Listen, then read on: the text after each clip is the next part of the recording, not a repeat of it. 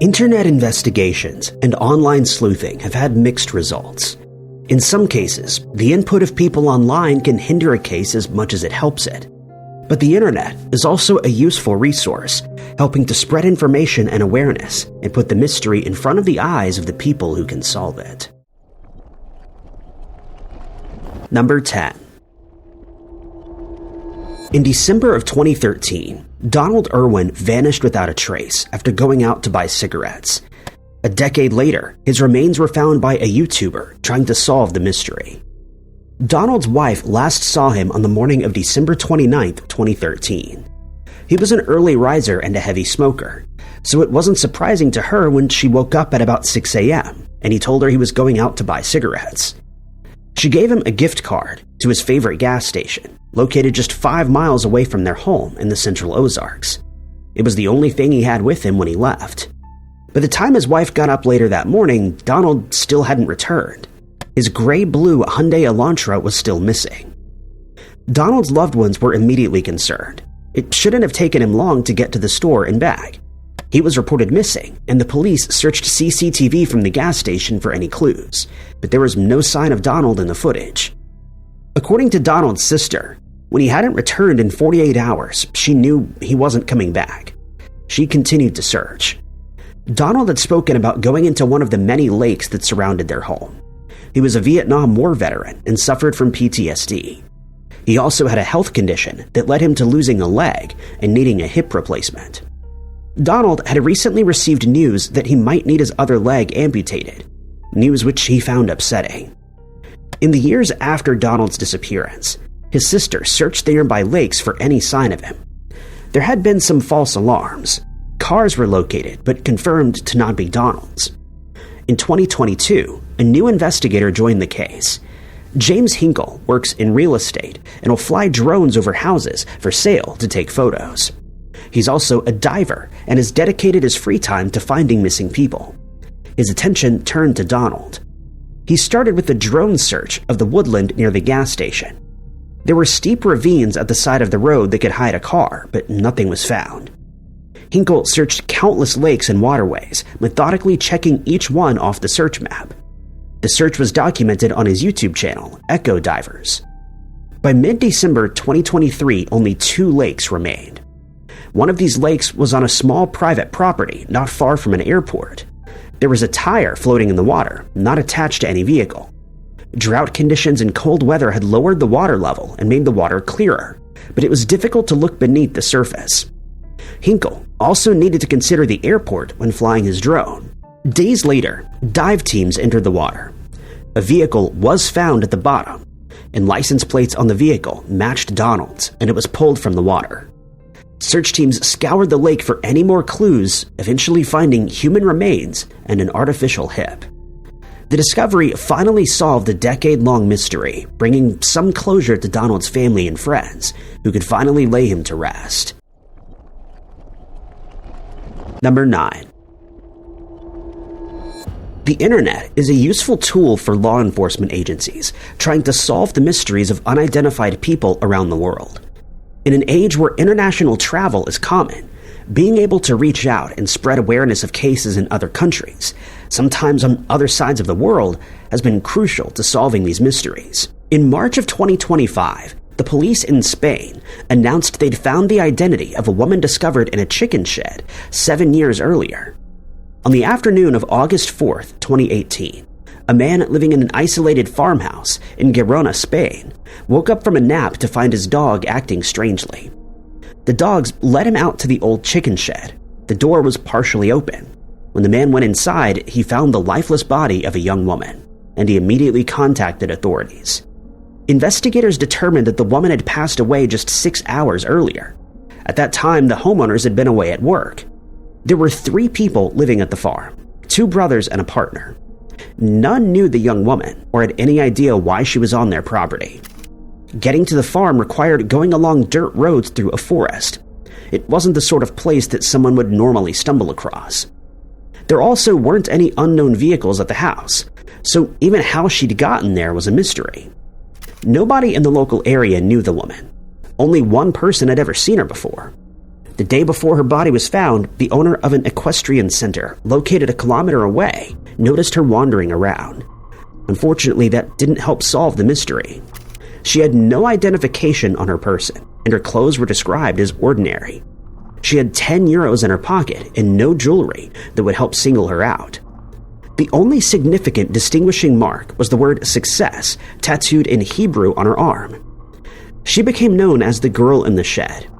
The case quickly went cold, and despite an appeal for information years later, no new clues were uncovered.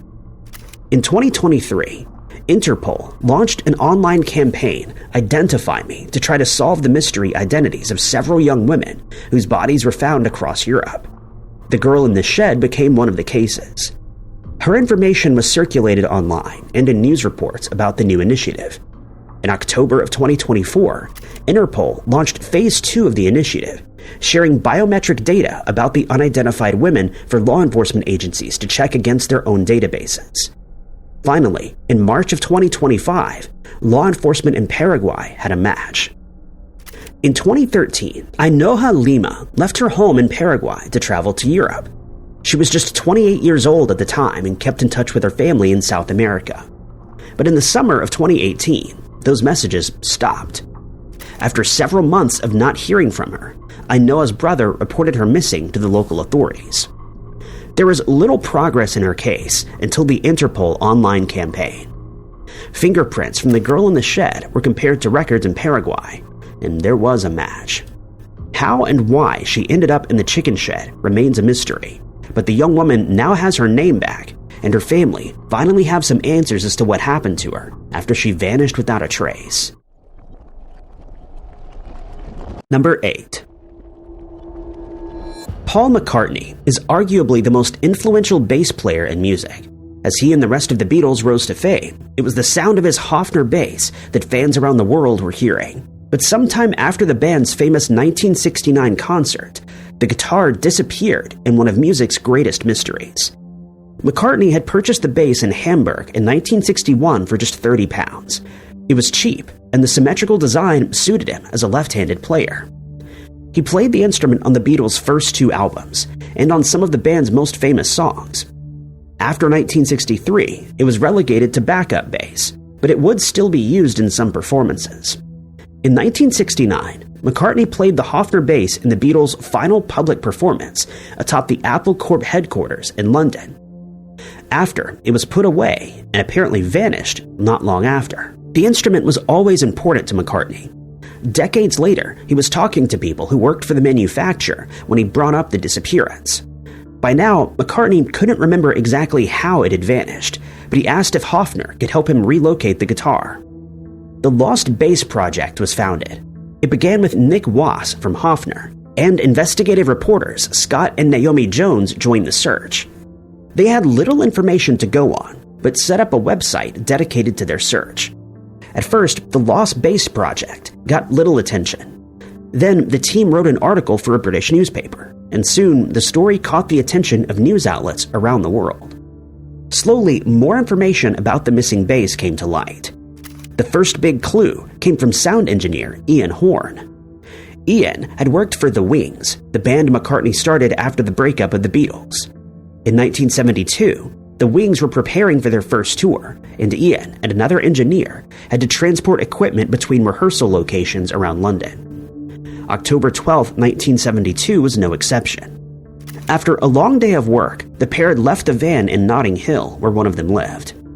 There was a padlock on the back doors, but when they woke up the next morning, the lock was broken. 2 guitars, including the iconic bass, had been stolen. But finally, over 50 years later in 2023, a news report on the project finally reached the person who could crack the case open. An individual living in Hastings contacted the Lost Bass Project. They had a guitar that seemed similar to the bass in question, stored in their attic. It had all the identifying features that showed this wasn't just another Hoffner, and experts from the company confirmed this was the guitar they had been looking for. It was still in relatively good condition and even had its original case. The bass was returned to Paul McCartney, who thanked everyone who'd helped to solve the mystery. Number 7. For one online sleuth, the internet isn't just for solving crimes that have taken place, but stopping them before they ever began. In 2020, a woman named Wendy Lynn Wayne filled out a form to request a consultation with a professional who could help her with issues she was facing. According to Wayne, her ex-husband had stolen $20,000 from her. She wasn't looking for an investigator who might help her prove the accusation or any other legal support. She'd gone online to find someone who would take her husband's life. Wayne hadn't gone searching on the dark web or anywhere that required a special browser to access.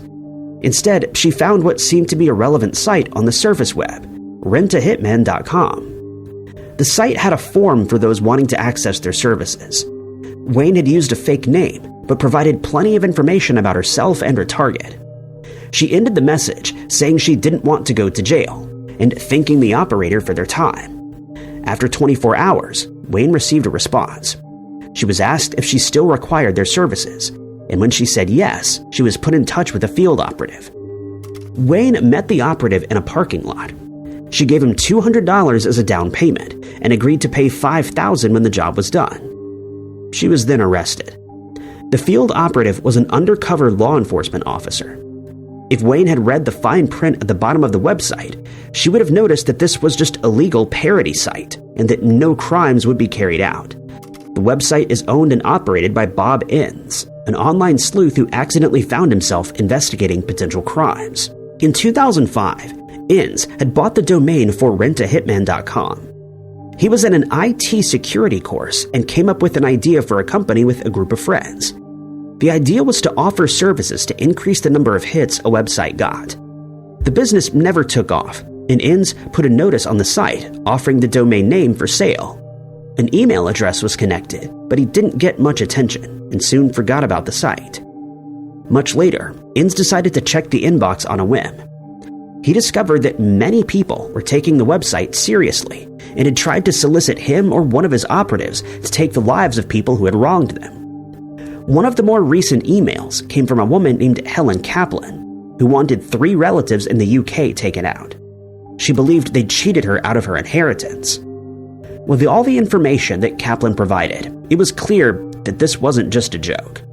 Inns reached out to ask if she still required their services, and when she said she did, he got law enforcement involved.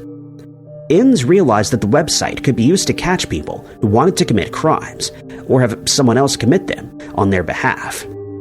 So far, dozens of people have been arrested due to Inns' work, and many crimes have been prevented. Number 6.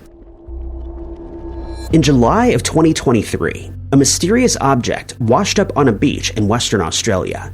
It looked like something from a science fiction story and attracted the attention of the media from around the world. But even while the local police and Australian Space Agency were still trying to figure out what the object was, Redditors had already cracked the case. The mystery began on July 16th when a couple walking along a beach in the remote area of Greenhead spotted something strange floating just offshore. It was a cylindrical object, roughly the size of a car and made from metal. They dragged the object ashore where they could get a better look at it, but still they had no idea what it could be. They contacted local authorities, and word about the mysterious object spread rapidly. Soon, locals had gathered at the scene. Children made sandcastles around the objects before the police tried to keep people away. They had no idea what it was and couldn't be certain if it was dangerous. There was plenty of speculation about what the object might be. Some thought it might be debris from the missing Malaysian Airlines flight MH370. MH370 had been missing for 9 years at this point, and debris had already begun to wash ashore on the other side of the Indian Ocean. But the authorities quickly ruled out that it had come from a Boeing 777 or any other commercial aircraft. Like countless other mysterious objects, the Greenhead object was posted to the subreddit, "What is this thing?" The subreddit is dedicated to identifying mysterious objects. Photos of unidentified objects are posted to the subreddit, where online sleuths figure out what the artifact is or where it came from.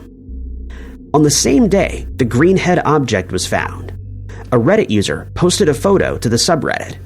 They described it as approximately 2.5 meters and a tank-like object. Appears to have a lid on top, cracked to the bottom. small barnacles growing to the exterior, made of metal with what appears to be a wood-type material on top. Just a few hours later, Reddit user Fitzrock had the answer. It was the third stage of an Indian Polar Satellite Launch Vehicle, or PSLV. Fitzrock posted a comparison between the mysterious object and a photo of the PSLV, showing how the cable mounts and the top attachment ring matched perfectly. Over a week later, the Australian Space Agency confirmed the assessment had been correct. India was responsible for the debris, but bringing it back to the subcontinent was deemed too expensive. The Greenhead debris was moved to a museum in West Perth, where it's currently on display. Number 5. A community in Columbia, South Carolina, was shocked when a disturbing crime claimed the lives of 2 innocent men in July of 2010. Investigators used Google Maps to help identify a suspect and bring him to justice. The crime took place on the night of July 30th, 2010. Edgar Lopez and Pablo Guzman Gutierrez were at a small gathering on Woodfield Road. The men were drinking, along with a few others, including one man who the rest of the group didn't know. At one point, Lopez and the stranger went out to get more beer. Shortly after returning, an argument broke out between the men. The stranger took a weapon from his waistband and fired at Lopez and Gutierrez. He then escaped in a green Kia van. There was nothing anybody could do to save the lives of the 2 men, but they could try to bring the criminal to justice. A partial license plate number was given to the police, along with the description of the vehicle. The police circulated photos of the car and a composite sketch of the criminal in the local community. They believed he was a white American who often spent time in Hispanic communities. They thought people might not know him by name, but might have seen him around or had information about him. But it was the information about his car that would help the police track down the criminal. The witnesses had described a Louisiana license plate and part of the number. That sent the police searching through car registries for a green Kia that matched that description. This produced the name of a suspect, Leslie Scott Parvin. Another database provided the police with a Columbia address. On a whim, they looked up the address on Google Maps. Parked outside the house was the same green Kia, spotted by witnesses as it fled the scene of the crime.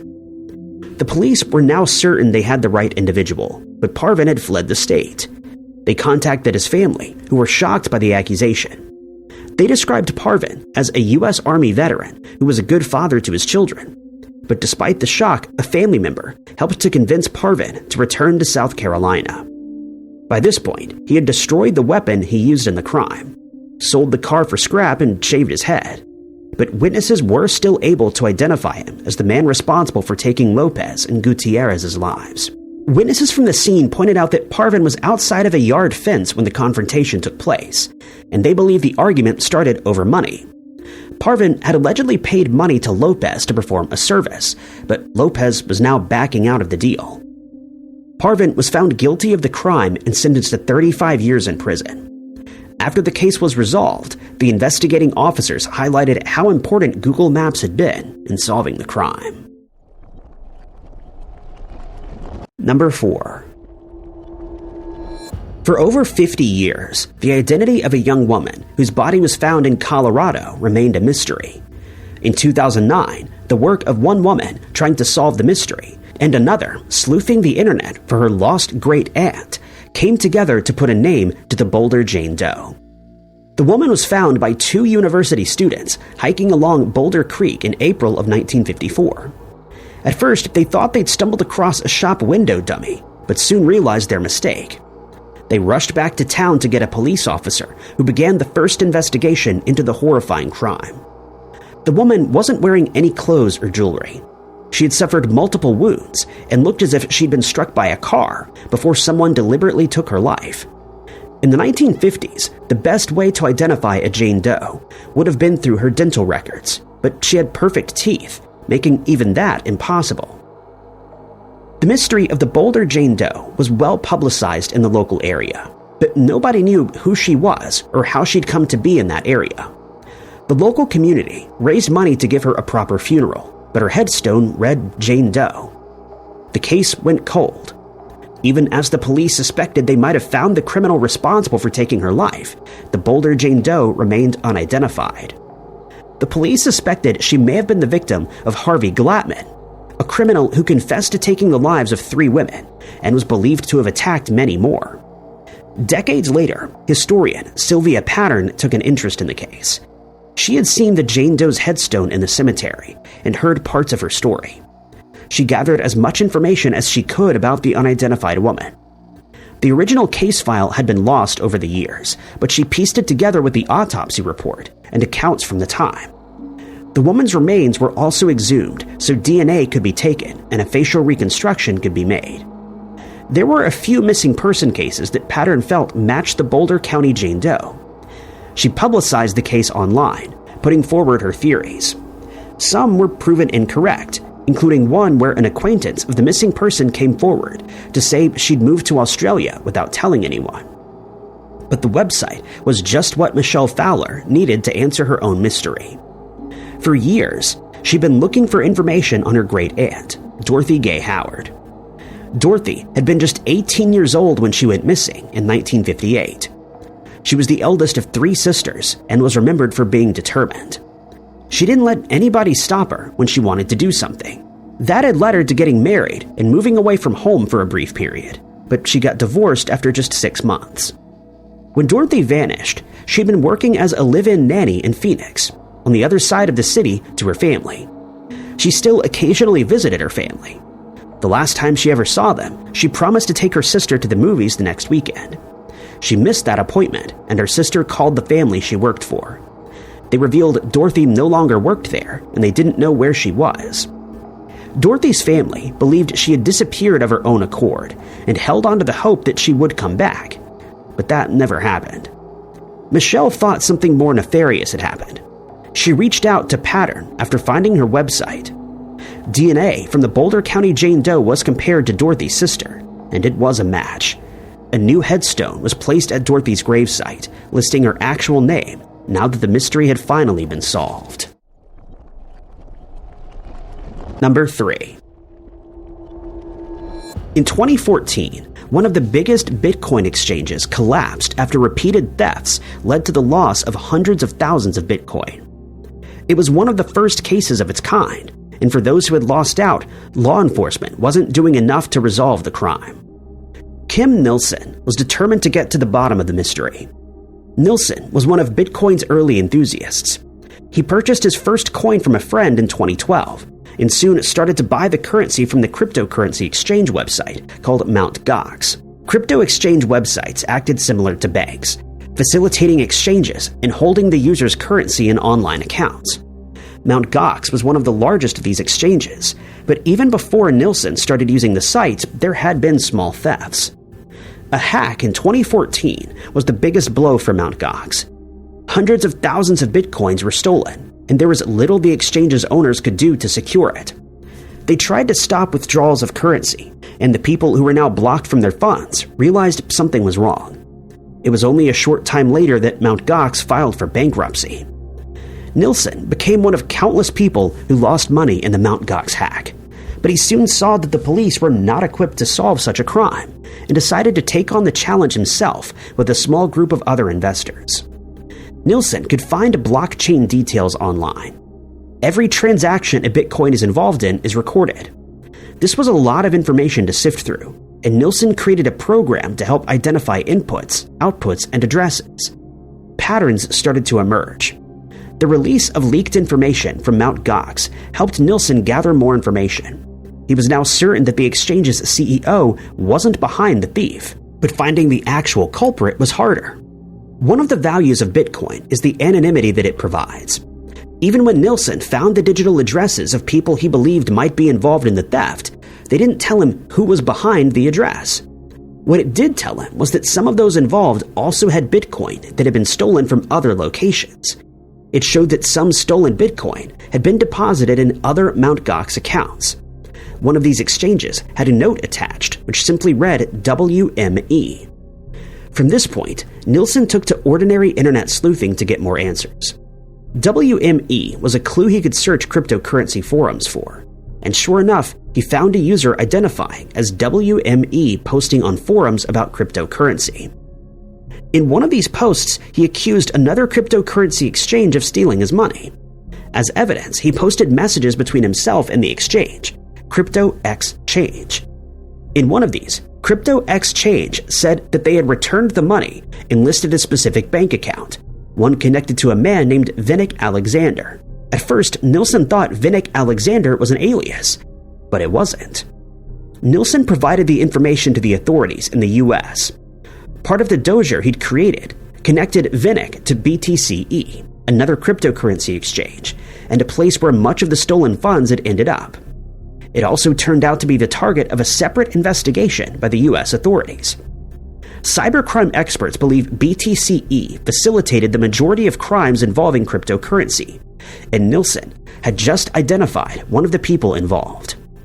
Nilsen now remains one of the leading figures in cryptocurrency circles and has given talks on how he managed to crack the Mt. Gox case. Number 2. In 1978, a collection of valuable paintings was stolen from a private home in Worcester, Massachusetts. For decades, there were few leads, and the FBI was only able to locate one of the missing paintings. In 2022, an art collector tracked down one of the famous artworks after a simple online search. Cliff Schorer is an art collector who'd previously been the board president at Worcester Art Museum. Decades earlier, paintings that were destined for the museum were stolen from the home of Helen and Robert Stoddard. Helen was an art collector herself and had close ties to the museum. She had assigned many of the paintings in her collection to be donated to the museum after she passed away. But those plans would be ruined when a group of thieves broke into her home on June 22, 1978.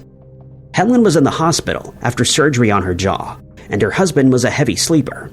He didn't hear the thieves smash open a glass pane on the back door of his lavish home, or them tearing open pillows to use the cases to carry the artwork. He wasn't even disturbed when they came into his home and stole his wallet from his bedside table. Newspaper reports at the time described the theft as bumbling, but the thieves apparently knew what they should go for. They'd stolen all the most expensive of the Stoddard's collection, including a winter landscape by Dutch painter Hendrik Averamp. The late 17th century painter was known for his winter scenes, and his work was considered the best of its kind. The Stoddard's Averamp was one of the paintings that was supposed to go to the Worcester Art Museum. Decades after the theft, Schorer took an interest in the case. He typically hunted art markets for sleepers. These are paintings by famous artists that have been misattributed to someone less famous, or not attributed at all. Art theft wasn't his specialty, but the case of the stolen Averamp caught his attention. He started with a simple Google search, but knew the painting would have been too difficult to sell as a genuine Hendrik Averamp. He used his knowledge of sleeper paintings and figured out which artist someone would most likely attribute the painting to in order to sell it. Averamp had a disciple, his nephew Berend Averamp. Schorer searched online for works by the less famous Averamp and was soon looking at a high-resolution image of the stolen work. He found a print-on-demand website that was offering the winter landscape painting printed onto a throw pillow. Schorer knew the photo was too good to have been taken before the theft took place. He found the source of the original image and was surprised to find it had been taken by an art dealer that he knew. The dealer told Schorer he had never purchased the painting but had photographed it at an art fair in 1995. From there, Schorer was able to track down the gallery that had sold the painting at the fair and identify the person who had sold it to that gallery. The lead back in time took him to the Brimfield Antique Flea Market, but the dealer who'd purchased the Averamp from there had no information about the seller. Possibly more importantly, Schorer was able to find out who had purchased the painting in 1995, and it was now in the possession of a Dutch family who wanted to remain anonymous. After much negotiation, the family sold the painting for the amount they had initially purchased it for, even though it was now worth many times more. It was returned to the heirs of the Stoddards and donated to the Worcester Art Museum as intended. Number 1. In February of 2016, a man named Marcus Gaines was the victim of a horrifying attack that cost him his life. Almost a year would pass before the person responsible was arrested, after being identified by a citizen detective who used social media to track him down. Marcus was a popular bartender living in Chicago. According to friends and family, he was the sort of person that people wanted to be around, and he got along well with coworkers and other people in his life. In the early hours of February 7, 2016, he went out with coworkers for a drink after work. They'd enjoyed themselves, and at around 4 a.m. the group went their separate ways. Marcus went to a 7-Eleven convenience store to get some snacks before heading home. As he left the store, he passed another man who was having an argument with the store security guard who had just kicked him out. Marcus became caught up in the argument. He tried to leave, but the other man began chasing after him. A little way down the road, Marcus had to stop to cross the road. That allowed the attacker to catch him, and with a single punch, Marcus was knocked to the ground in the sidewalk. The street was still fairly busy. A few people rushed to Marcus, but rather than trying to help him, they took his phone and debit card from his pockets. The attacker shouted for everyone to leave, and the street cleared. At the 7-Eleven, the security guard and clerk watched on. They called 911, but nobody tried to move Marcus's body from the street or stop oncoming traffic. 2 minutes after Marcus was knocked to the ground, he was hit by a taxi. Now, onlookers rushed to his aid to lift the car from him, and Marcus was taken to the hospital, but he succumbed to his wounds. The entire event was captured on CCTV footage. Marcus's family was shocked and horrified. The taxi driver was quickly identified, but the attacker himself remained a mystery. The family shared the security footage online in hopes he might be identified, and it was this footage that crime reporter Billy Jensen stumbled across. He was also shocked by the attack and wanted to get to the bottom of the mystery. He created a page on Twitter and Facebook for the attacker, posting still images from the video that showed the man's face in hopes that someone would recognize him. Eventually, the Twitter page received a message that included a clearer image of the man. At first, Jensen thought this might just be a digital rendering, but the sender revealed that their friend had been at the crime scene and recorded a Snapchat video. They then sent that video, which began with a shot of Marcus lying on the floor, before looking up to find the attacker striding towards the camera person. Jensen now had a much clearer image to share online. It was also one that he could compare against mugshots that had been posted online. He narrowed down the suspects to a few individuals, one of which was Marcus Dante Moore. When Jensen traveled to the scene and asked people to identify the man in the CCTV footage, a few people named him as Moore, helping to confirm his suspicions. Jensen sent the information to the police, but Moore wasn't immediately arrested. The online sleuth wanted to do more and started to follow Moore's Facebook page. Moore claimed he was in New York, but that didn't seem to be the case. The photos he shared online showed logos of Minnesota stores, and his online profile said he was dating a girl from that state. The Chicago police eventually issued an arrest warrant for Moore, and he was caught in Minnesota in January of 2017. He later pleaded guilty to assault, but spent less than 2 years in prison. Thank you guys so much for watching. If you liked this video, be sure to hit that like button. Also, don't forget to subscribe and click that notification bell to keep up to date with all of our future uploads. But my name is Ty Knotts, and I'll catch you guys in the next video.